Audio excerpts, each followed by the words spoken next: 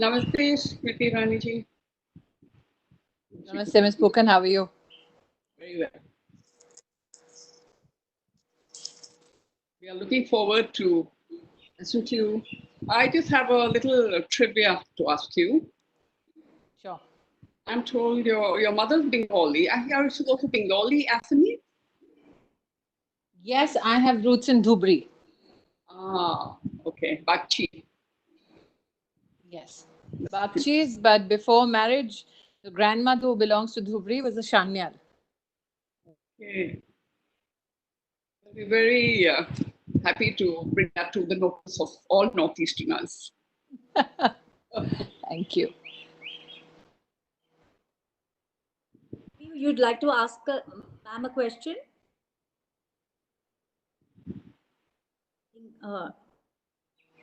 So let me begin because Janavi asked about my Assamese roots, which I think Ms. Pukan knows is Ohomia roots. Yeah. But looking at the family tree, I have quite an interesting mix. I have a Dadi who's a Maharashtrian, a Dada who's a Punjabi, post-partition came into Uttar Pradesh in Muradabad, a Nani who post-partition came from Bangladesh and settled in Dhubri, and I'm married to a Parsi. So yes, it's quite an eclectic mix at home.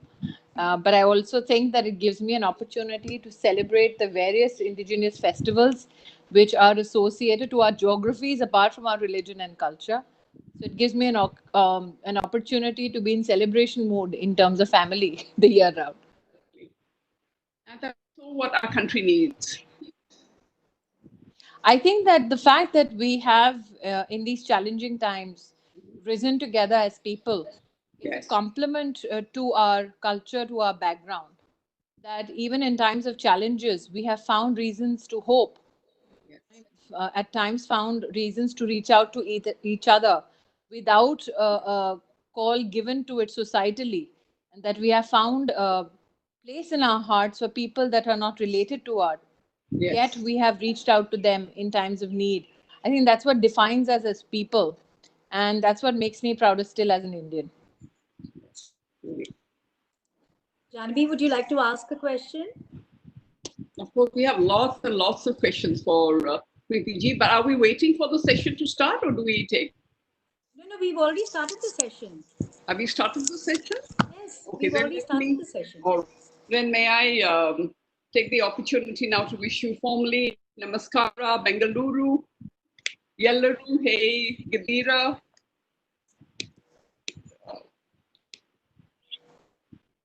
Bangalore, the Silicon Valley of India, the major IT hub, and one of Asia's fastest growing startup ecosystems. Today, it is my privilege to welcome Srimati Smriti Irani, Union Cabinet Minister for Textiles and Women and Child Development, on behalf of the 17 chapters of FICCI Flow that I represent as a national president. Flow is the oldest business chamber for women in South Asia, representing 8,000 entrepreneurs, businesswomen, professionals, and the like across India. Flow recognizes its responsibility and its role in encouraging and promoting entrepreneurship for women in all levels. Stepping into the new decade of 2020s, my vision is that of sustainability, and my mission is to work for sustainable practices and sustainable livelihoods for women's economic upliftment. The world has changed around us. Sustainability is more relevant than ever before as we fight the unknown, unseen enemy of COVID-19. Honorable Minister, my first task in Flow as I joined office in May has been to commission a multi-state field study on the COVID-19 impact on women's livelihoods in key sectors of agriculture and allied sectors, handloom and handicrafts, in MSMEs and in tourism.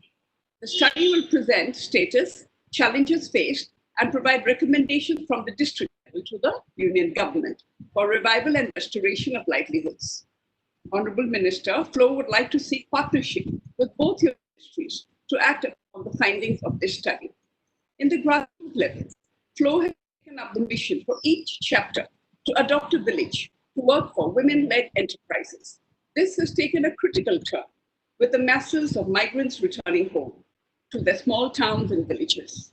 Flow wants to work towards skilling and upskilling our rural women, as well as the migrant workers returning to their fold.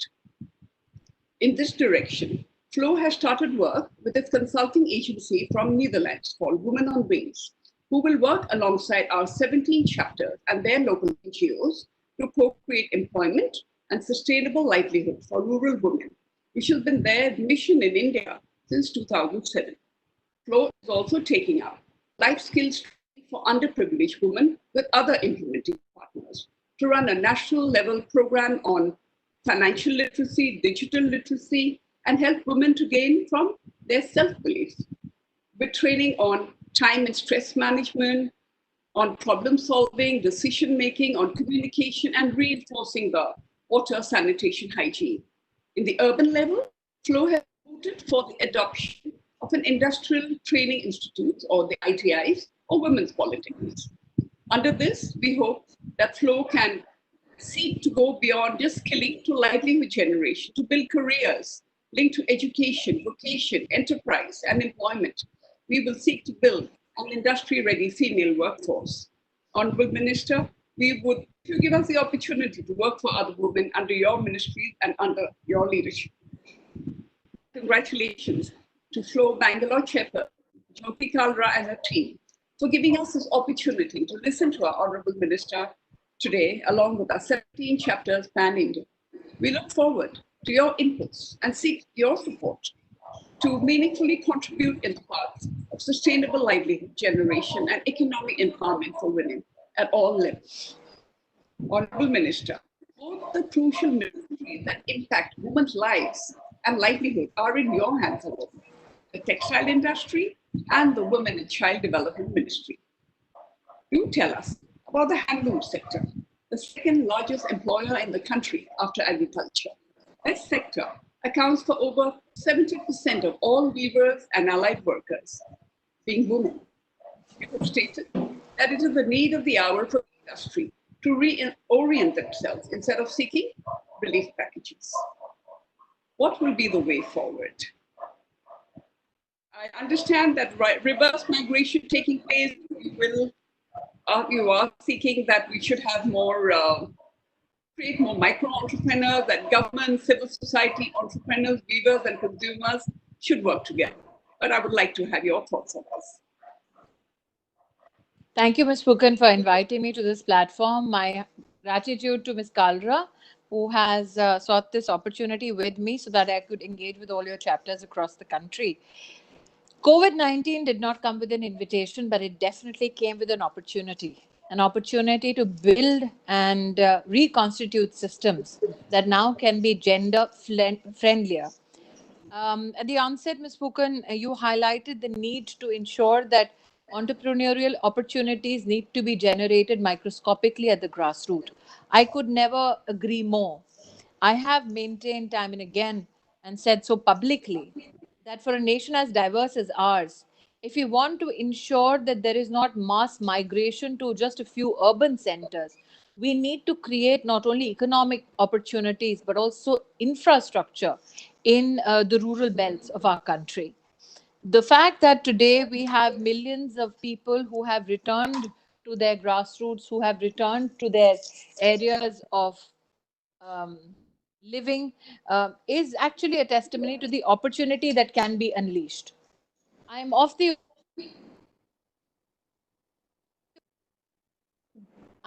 opinion that today with this challenge comes the opportunity of not only mapping the skills of our workers across the country, but also ingrain in them the technological solutions that you and I so enjoy every day, which can better their living prospects, especially empower them financially. You'd asked a question with regards to the handloom sector and the textile sector. I should say we are the only country in the world where the textile sector, which encompasses of close to 70% of labor being women, actually ended up manufacturing in a lockdown period PPE suits, none of which was ever manufactured in our country before the 1st of March. And we, in the past 2 months, ended up becoming the second largest manufacturers in the world.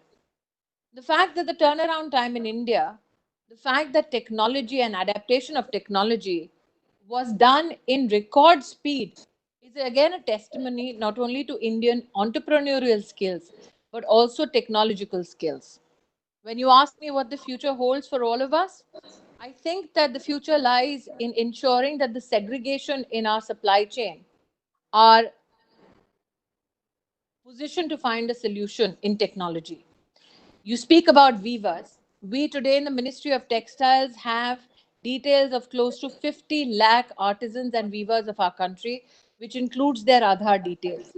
We are in the process of ensuring that these 50 lakh artisans and weavers now migrate to the GEM portal, where governments across the country can procure directly from them. Additionally, we are within the ministry working in collaboration with the NIC to ensure that we have a platform which can help commercialize the potential of our artisans and our weavers. And there can be a direct sale to the citizens of India. These are artisans and weavers who will be authenticated in terms of the output that they have of skill and craft by the Ministry of Textiles. I'm very humbled that you have professed the need, or for that matter, the opportunity of engaging with FICCI Flow on issues pertaining to the study and what it may throw up. I must here say that I've had the pleasure of working with FICCI Flow as a minister for the past 6 years, and I'm hopeful that the growth that I've seen in the organization will augur well, especially for the grassroots organizations that you seek to partner with. I'm happy that today I'm available for any or all questions that your members might have from across the 17 chapters. But I will only say this, that this pandemic has taught Indians to think not from a position of panic, but from a position of opportunity. And that is where the future of India lies.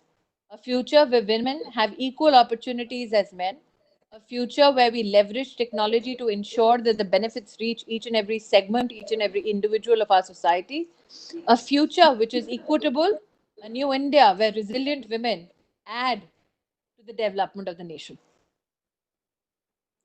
So, Janavi, I will now actually, we are going to start this whole moderation, Smriti ji, with one of my very esteemed member who's actually an artist.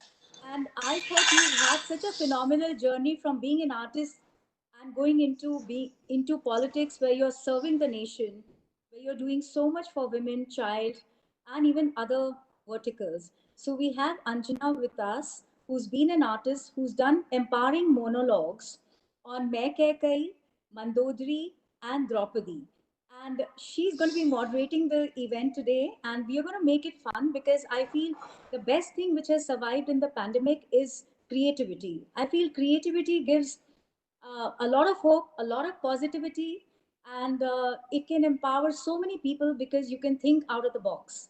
You are not confined to rules and regulations. You can actually just fly and try doing things even if you're not making money, because you can explore and you can reinvent yourself. So we have a reinvented story, just like what I look at you. You're an epitome of a reinvented story, from an artist into a politician. We have Anjana, who reinvented herself into this artist life, and she's actually going to take the moderation forward. Anjana, over to you. Thank you so much, Jyotika. So, from Smriti who to who? Smriti, your journey is incredible, Smriti ji. और आज के इस खास समय में जहां लोग अतिथियों से डरने लगे हैं, अभी भी हमारी FICCI flow family believes in अतिथि देवो भव. सो आपका फिक्की फ्लो के इस मंच पर बहुत बहुत स्वागत है. सृजन, creation, something which comes so naturally to a woman. And in past 2 months, most of us have thrived on this. And in some way or the other, we have been influenced by this power of creativity. So do you think creative intelligence has become a new form of literacy? And we as women entrepreneurs, how can we strategically harness this power to create, inspire? Your views, ma'am.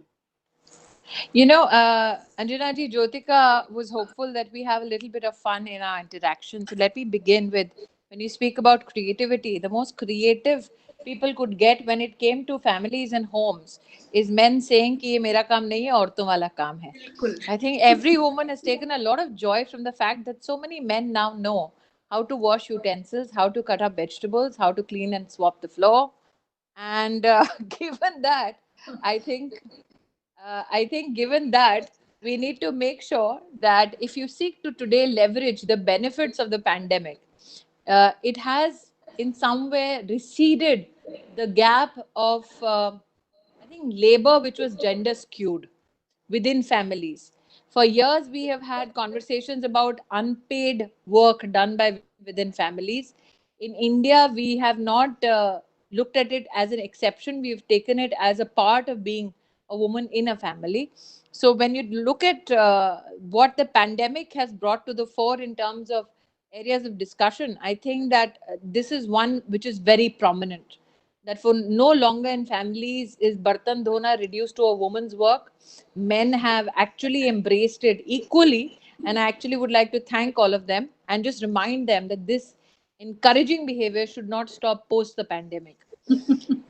Insofar as creativity goes, I think that women are intrinsically and born creative.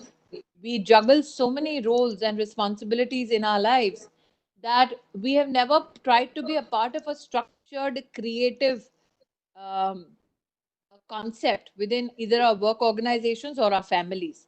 But when you try to leverage creativity, how do you define creativity?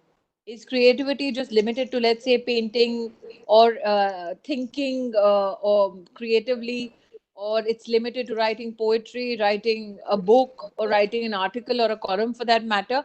I think you have to distinguish between creative thinking or creative processes that are for yourself and that are for public consumption. There are many people who have now turned suddenly on YouTube chefs. There are many women who have turned into artists on Instagram and TikTok. And I think that many say that they have done this because they have time on hand. But I think post COVID, we need to find that time for ourselves. One of the good takeaways from what I've seen till now, women in families, is that they're no longer afraid to express themselves and pursue creative opportunities. And I think that when you talk about creative thinking and businesses, the pandemic now is going to reorient a lot of business processes. The pandemic is going to depend a lot, post the pandemic, a lot on technology. And I have maintained that women should not be reduced to only users of technology. Women now need to step up and become owners of technology platforms and technology companies, which means that you can go from design intervention to coding. And I think that FICCI will help a lot of women if we can, in some way, help women gravitate towards mathematics, critical thinking, logic, or for that matter, even management skills.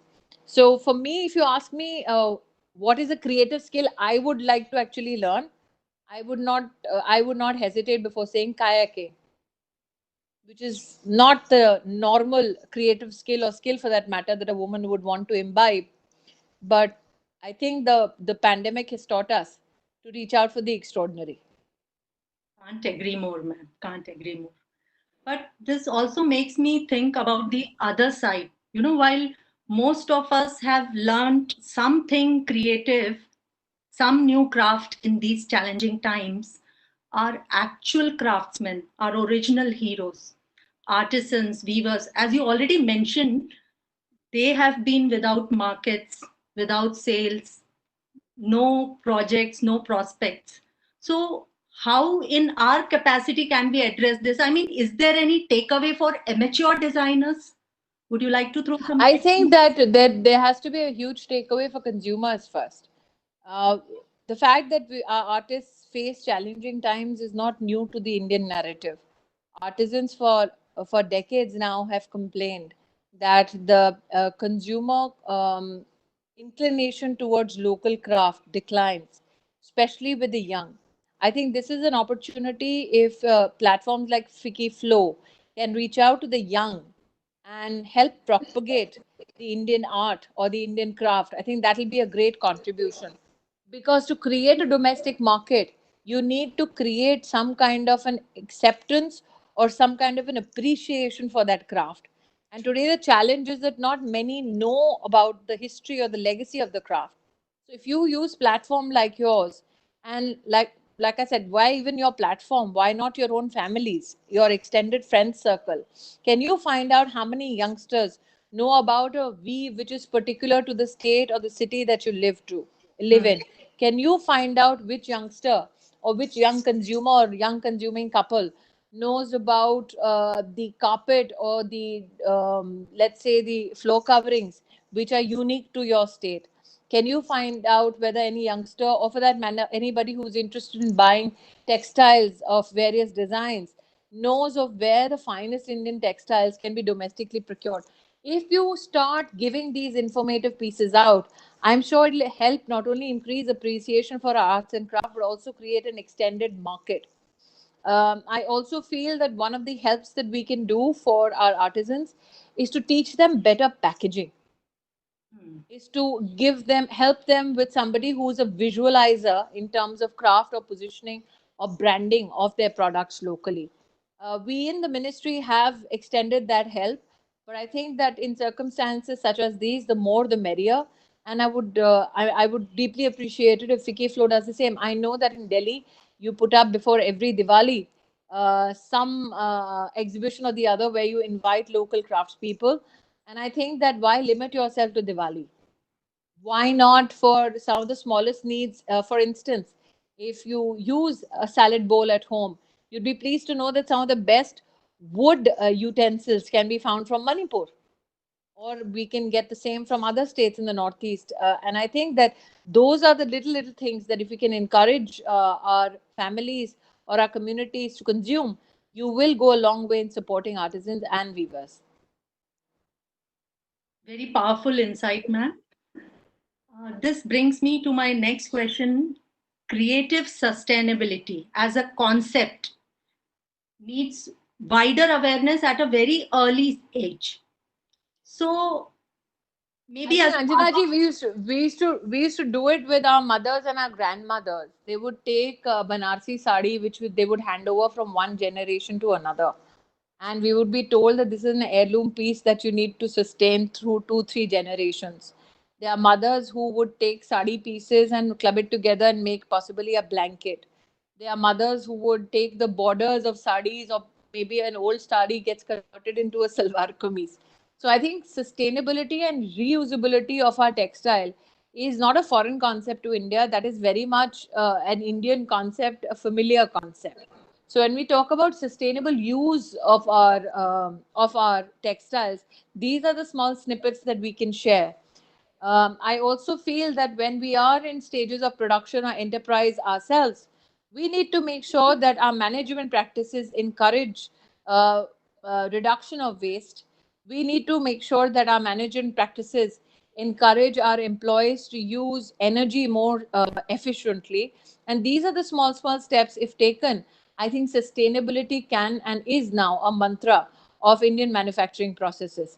The fact that additionally export orders get exponentially high if a company does show sustainable behavior in manufacturing is an added bonus. so as a part of curriculum in our school education, so do you have any plans to work upon this under your child development portfolio to make it a part of I the ha- curriculum? Education falls under the Human Resource Development Ministry, and when I was in HRD, we did initiate this program in collaboration with CBSE. We also started a kind of a celebration of dance, music, which are locally celebrated or a part of local legacy. And we called it Kala Utsav, where children from across all districts in the state compete. And nationally, the competition then gives us the best dancer, the best singer, the best poet. So Kala Utsav is very much now a part of the government processes. I also so with regards to education, my one intervention is this, Anjana ji. I don't know why we believe that all kinds of sanskar, or for that matter, life lessons have to be given only by schools. True education begins with families. No Yes. book or no blackboard can teach better than a mother or a father for that matter. So I think that families need to be invested in the kids that they give birth to, invested not in terms of getting them an Apple iPhone, but actually spending that time where they can talk about prospects, when they talk about legacies, when they talk about the rich heritage and culture of our country. That's wonderful. I can see some questions on your dashboard. Usha Poonawala has asked a question with regards to domestic violence and the ministry's plan to tackle this. If you allow me to take that question from Ms. Poonawala. I was coming to something. Yeah, there was a question. The next question Anjana has is very. That's what I'm coming to something. If you don't mind me getting into a little personal space, you reshared the deleted picture of your daughter with a very powerful caption. Bully as much as you can, but she will fight back. And I feel with that, you empowered so many mothers and daughters for lifetime on this issue. Simultaneously, I was just inquisitive to know, is there some way we can give this strong call and bring little shift in the mindset of the society, which takes everyday eve teasing, this domestic violence from slums to most elitist of homes with chalta hai kind of attitude? I don't think, Anjana ji, our country now embraces the chalta hai attitude anymore. I think that our country is extremely vociferous in its outrage when it comes to violence against women. And I'm very proud of the fact that irrespective of our political ideologies, our nation's citizens stand as one when it comes to such issues. I also feel that I'll extend my answer to envelop what Ms. Poonawala is asking. We have made sure that during the pandemic, one-stop crisis centers across all districts and all states were functional. We have ensured that the emergency response numbers, including the helpline numbers through various state police organizations, were functional. I can actually give you the statistics. We rescued close to 89,000 women during lockdown from various situations in various states across the country.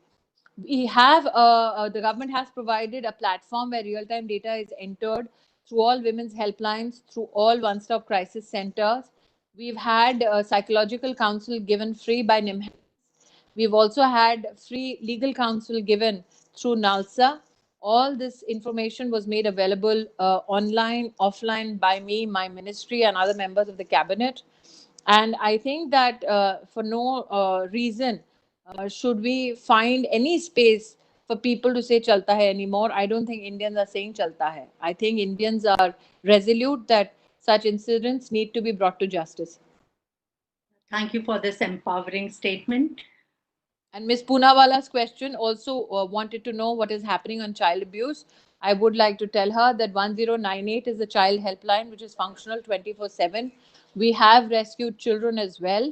We are watching every day in collaboration with states, all childcare institutions. Apart from that, any grievances that come through the National Council of Protection of Child Rights, or for that matter, through the National Council of Women, we do collate all the information and seek action from states, and we get responses from states with regards to the solutions given and the rescue and relief and rehabilitation operations undertaken. But mostly, I would like to hear flag that law and order is a state issue, but the fact that we have had states collaborate with the ministry and give information real time, I think is one of the biggest blessings that I've had. Child sexual abuse is a very sensitive issue, and I cannot miss this opportunity, Smriti ji, to share with you few lines from a poetry written by me, which is Ittusi. It's a long poetry, but I'll share few lines wherein a 5-year-old girl is confronting अपनी कल्पना में her sexual predator. चुप्पी मेरी, तेरी हिम्मत बढ़ी, धमकियों से तेरी मैं थी थोड़ा डरी डरी. वो जो काजल मेरी आंखों में डालती थी नानी, उसकी कालिक क्या तेरे चेहरे पर किसी ने नहीं पहचानी. बाबा का करामती ताबीज भी बेजुबान हो जाता जब तू स्याह हाथों से मेरी चीख दबाता. मेरे परिवार के तुझसे तार जुड़े थे, खून के रिश्ते तो कहीं राखी के धागे गुथे थे। तुम बेरोक टोक आते जाते रहे, मेरा बचपन थोड़ा थोड़ा थोड़ा कर चुराते रहे। माँ को कुछ अटपटा लगा, पर कोई फैसला कहाँ किया। मानो तुम्हारा फन कुचले वो पत्थर हाथों में कहाँ लिया। मानो माँ ने बिना कहे माँ ने और सोसाइटी ने भी कह दिया, लाड़ो श्श, किसी से ना कहना, किसी से ना कहना।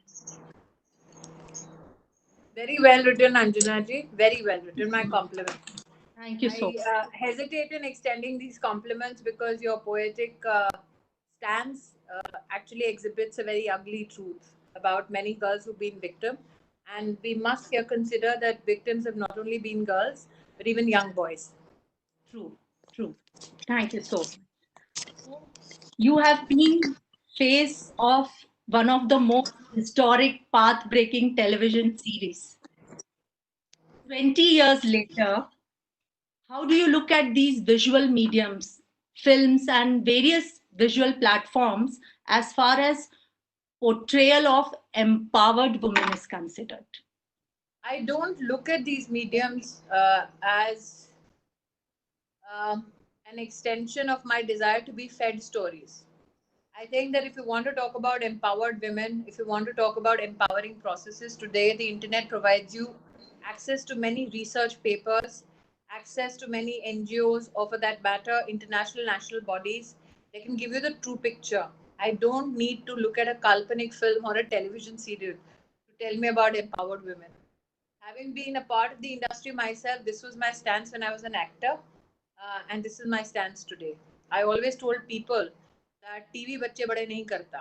औरत कैसी है, वो कैसी हो सकती है, उसके पास क्या संभावनाएं हैं, उसकी क्या ताकत है, उसके बारे में अगर बच्चे को जानना है तो सबसे पहली सीख उसे घर से मिलती है। How do we treat women in our home? That actually establishes a mind space for a child, be it a boy child or a girl child, as to how women are to be perceived when they go out in the world.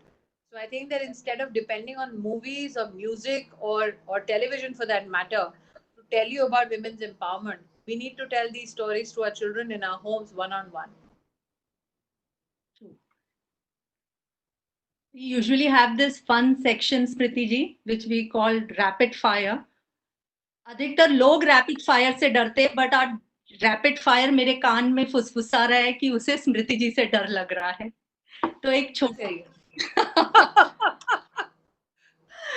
छोटा सा fun segment, बस छोटे छोटे answers. One woman politician you look upon. She's passed. Sushma Didi is somebody that I looked at not only as a politician but as a woman who confronted many bitter realities and was gracious enough to not ever let it bog her down. And her passing meant that I lost somebody who is not only a friend but an elder sister. She was somebody to be looked upon. You already answered this, but if you want to add another answer, one creative skill you look forward to learn. Well, Anjana ji, I have a licensed gun, so my choice is between shooting and kayaking. So since I've managed to do one already, the only option left is kayaking. You have left me rethink about my options. One advice you would give to your 16-year-old self. Nothing. You're doing absolutely fine. I think we need to recognize that one, time can never be turned back. And two, you become what you become not only because of your successes, not only because of your failures, but even because of the doubts that you had when you were at a particular given age, or the challenges that you were confronted with at a particular age. There is nobody who can guarantee you the outcome of any action that you undertake. The only thing that you can guarantee yourself is that you will not lose a sense of hope, that you will not lose your sense of bouncing back.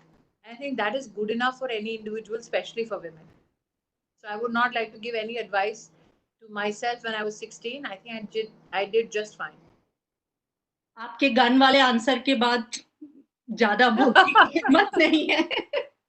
One classic Hindi movie you don't mind watching again. Lots of them. I think Jaane Bhi To Yaaro, Agnipath, These are films which are not so-called classic, but these are films that I have watched time and again. I can watch The Godfather and repeat every line when I see it. Which actually, if you notice, all the three films that I have enunciated are not very female friendly. But yeah, these two, three films, maybe. No, I think this is it. Good. So, one public speaking tip you can give our members. That you don't need a public speaking tip from anybody. I think every human being comes with their own set of talents, their own sense of confidence, and it does nobody's confidence good when you tell them that they are in need of advice. I think that the only thing that I treasure is that when I was 5 years old, my grandfather used to make me pronounce out words loudly from newspapers, and whatever training was, though it never seemed as a training to me, it seemed just like a good way to spend a Sunday with your grandfather. But for me, I think that stood me in good stead. That's a very valuable advice. So, स्मृति जी, आज आपके साथ बातचीत बहुत ही, जैसे आप एक खुश मिजाज व्यक्ति के रूप में हमारे सामने आई, आपके कई ऐसे इतनी खुश मिजाज नहीं हूँ, मेरे हस्बैंड से पूछ लीजिए. Thanks a lot, Anjana. Thank you so much. I hope you enjoyed this, Smriti ji. But I had a question for you. We really wanted to, you have a very, very inspirational story. And the whole theme for my year is, write your own story for my members. And I feel that the more they listen to inspirational, reinvented stories, they, they can get a lot of ideas as to different paths, different verticals. So I really wanted to know, how was your transition from being an artist into politics? Because it wouldn't have been easy. There are absolutely two different verticals. I did not transition, it ran parallelly. Oh, really? Okay. We would love to know. I was appointed the USAID ambassador to India in the year 2000, which meant that when I was the USAID ambassador to India under the WHO protocol, I worked on diarrhea and child health issues, and I could not have a political role. In 2003, when I formally, after finishing my responsibility with USAID and WHO, I then came into electoral politics because I understand that 20 years ago, I was 24. And I understood that even if I want to work societally, change will actually happen through policy. And policy change is only possible if you're part of electoral politics. And I think that one of the blessings I had was that I began in Maharashtra. And one of my first assignments was to develop female leadership amongst the young, the so-called Yuva Morcha, and especially find it in the Vidarbha area and Naxal affected areas.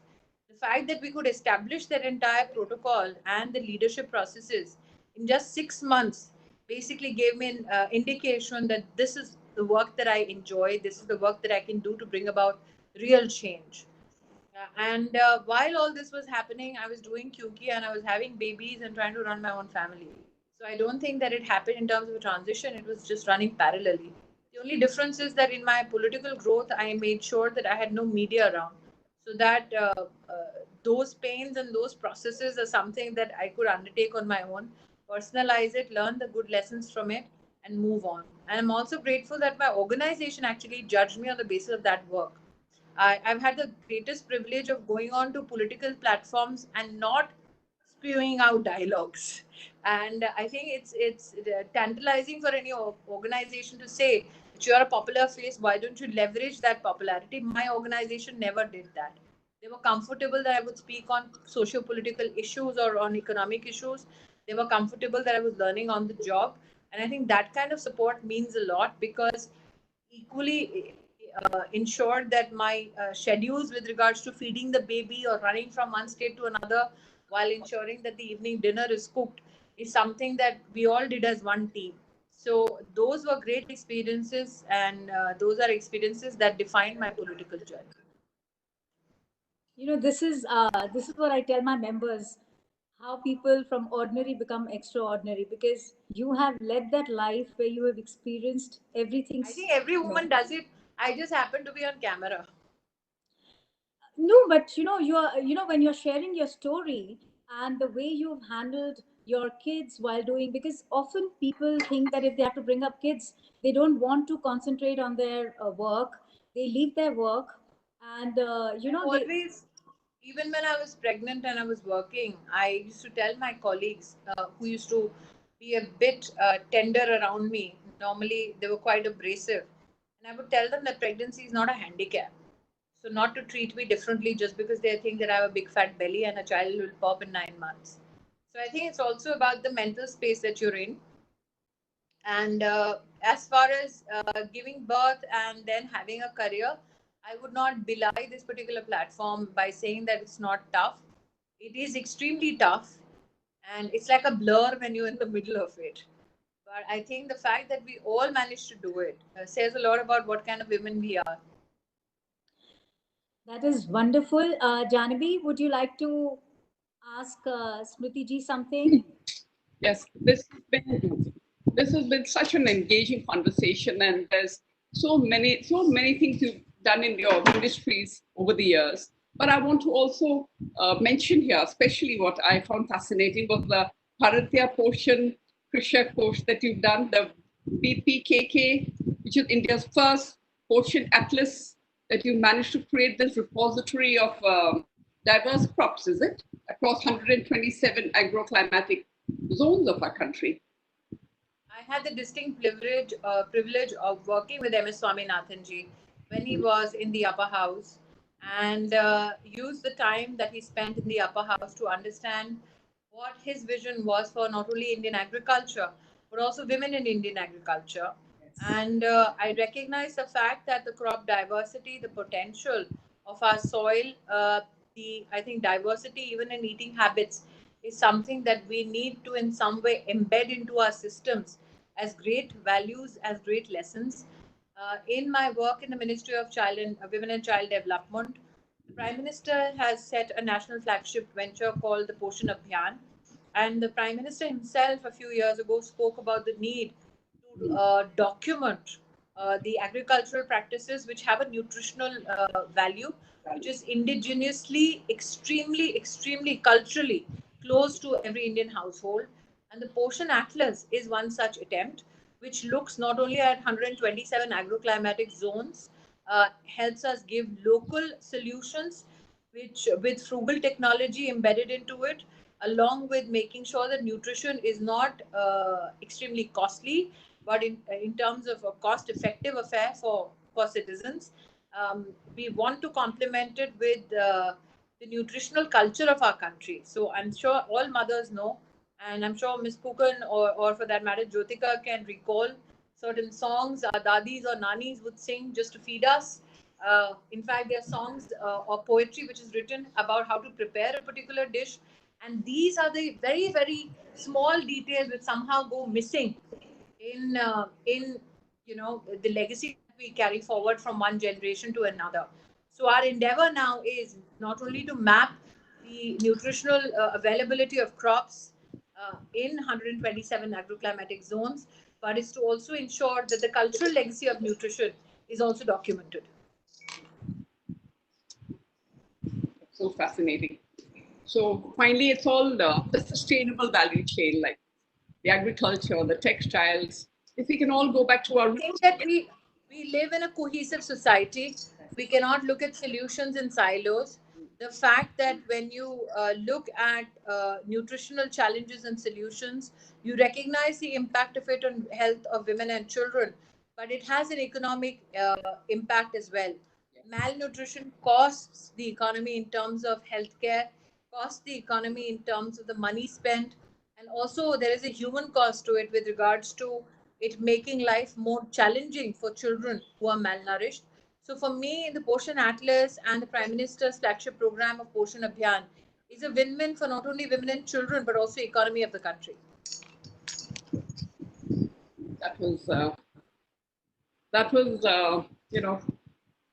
absolutely fascinating, and there's so many takeaways for all of us. I have Bahari Malhotra, Namrata Bhatia, I think. Yes. Educate lady and you educate a man and in turn educate an economy. I think, Namrata, all you need to do is empower a lady and strengthen your economy. So do tell us, I know you don't like giving messages, but leave us one message. Several messages. All the women who are in floor today all want to make a difference. We all want to be able to contribute and work, partner your. Can we begin from people around you? Don't look for projects in every other state. Look from people right around you. Who can you help?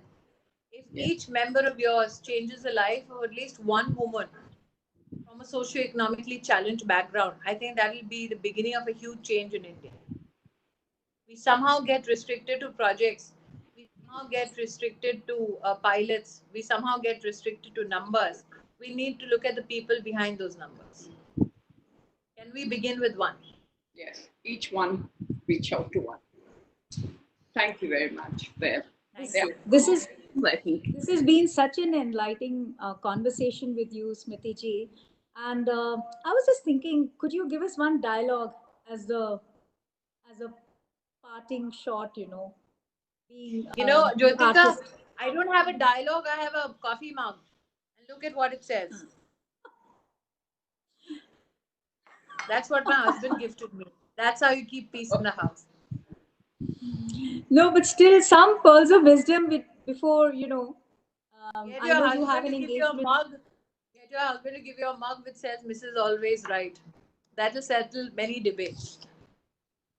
Well, my brother-in-law thought I was right, so I could have this conversation with you. So pearls of wisdom, I think that women need to continue to have conversations with no holds barred. I think that we pretend to be all right sometimes when we are emotionally very challenged. We fear talking about our real problems because we fear being judged. And I think the biggest support that you can give to a woman is not judge her when she pours her heart out. So if you can just have a conversation with a woman, not judge her, I think that will be the greatest gift that you give her.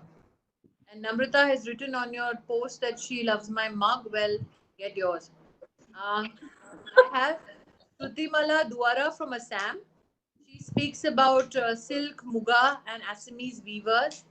And she also speaks about how women weavers need a special package. I would like to tell her that the government has announced that self-help groups comprising of over 6.3 million women, they can access collateral-free loans where the loan has actually doubled to 20 lakhs. You can actually reach out to the Development Commissioner Handlooms office, or to that matter, or for that matter, you can reach out to a bank to ensure that you get the Viva Mudra loan. And insofar as getting your products to reach a global market, I'm sure Ms. Duara, Fiki, and the women with finesse here who know the marketing and management skills well can seriously help you. I have Sheetal Chabria who's asking me about the progress on fast tracking of rape and violence cases against women. I just would like to tell Sheetal that 1026 courts and their financial support has been given out to every state. We have specially highlighted those states which have the highest number of incidences, particularly targeting districts with the highest amount of incidences of violence against women and children. And we follow up with states with regard to early resolution. Any more questions? Deki, would you like to ask ma'am a question? You can unmute yourself. Jayanti Dalmia has asked that she has a manufacturing unit in Madurai and she would like to know what initiative the government is planning to revive. I think Jayanti needs to look at the package that has been announced. Also, additional support that can be given through the Ministry of Textiles is available on the Textiles Ministry official website. I think ma'am has covered most of the questions that has popped up. I think I've covered all of them. Yeah. Priti, I think you have told us about it, but can you mention about what you're doing under the task force? There's a task force that you've created for the women. There's an announcement in the union budget Yes. with regards to appropriate age for marriage, given that a lot of malnutrition stems from early marriage of girls. Even though we have the Child Marriage Act in place, we've still had reportage from various states about girls being married under the age of 18. And since the task force report is is awaited, it would be a bit premature for me to talk about it. I will just assure you this, that some of the best minds with regards to gender and justice are a part of this task force. So I'm hoping that I get a productive report from this task force to carry on the work under the Prime Minister's leadership.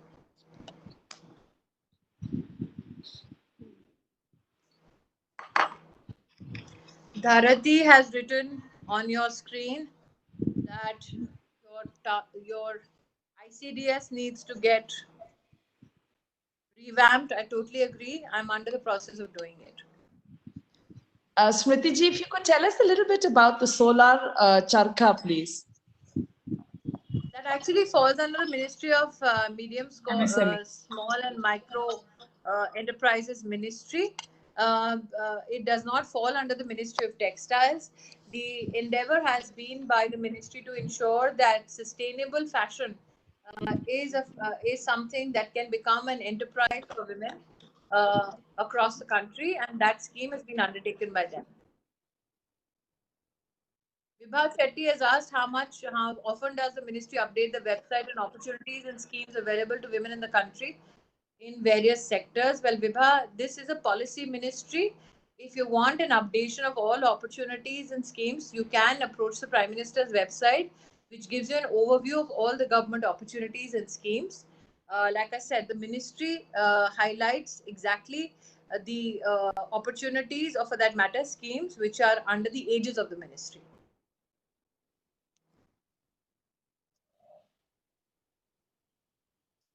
Would you like to take some more questions, Smriti ji?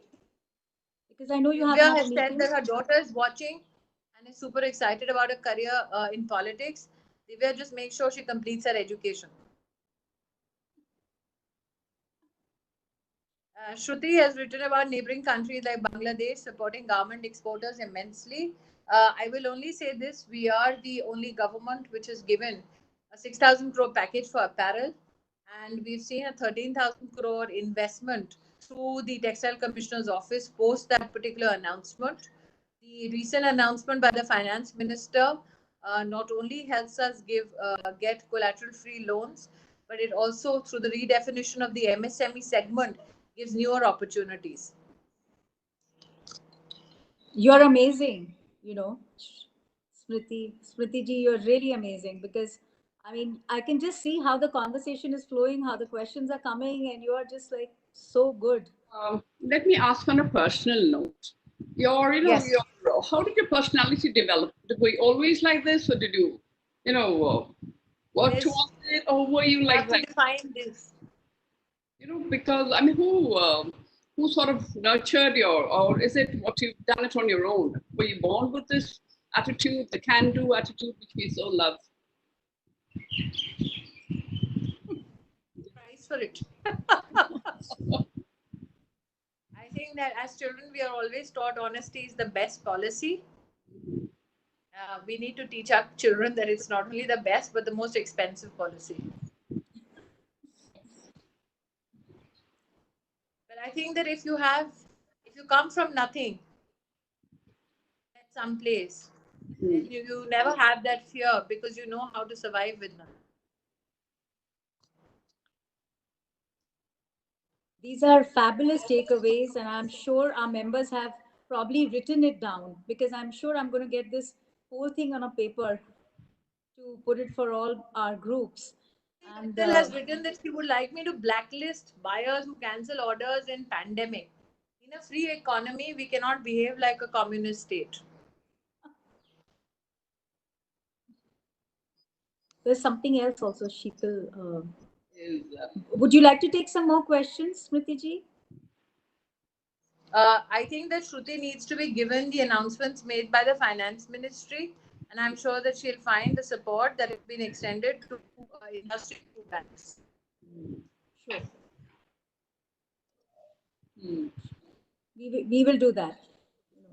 And I'm sure she's listening to you, so she'll probably log on and watch that. So I think this has been absolutely a very, very enlightening conversation. Well, there's someone else also who's just. Do you want to answer that? Which one? There's one Komal. Jackie, was there some Komal writing something? Yes. She is being kind enough to pay a compliment, not pose a question.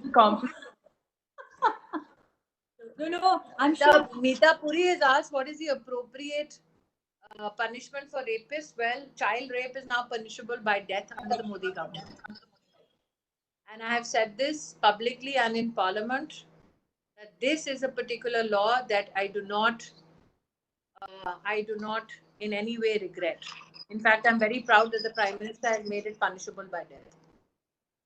Somebody has asked a question on the cervical vaccine being made available on Ayushman Bharat.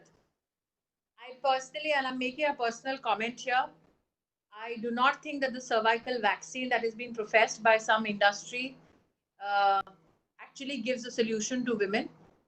I know that because I have with me scientific evidences, and since I do not support the cervical vaccine myself, I think it would be inappropriate for me to comment on whether it should or should not be a part of any government program.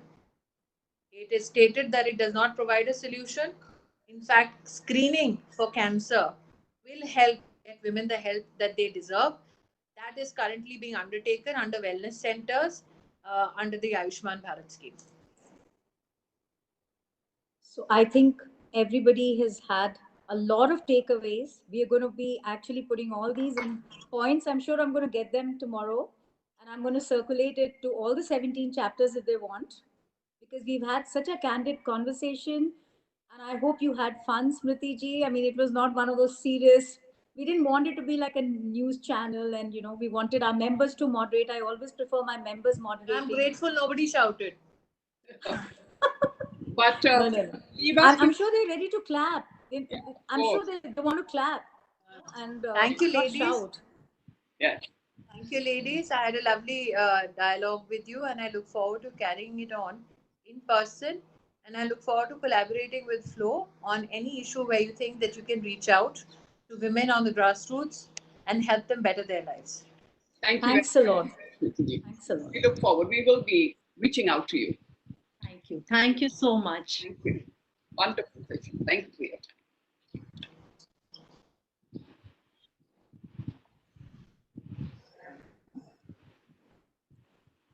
Thanks a lot, Janibi.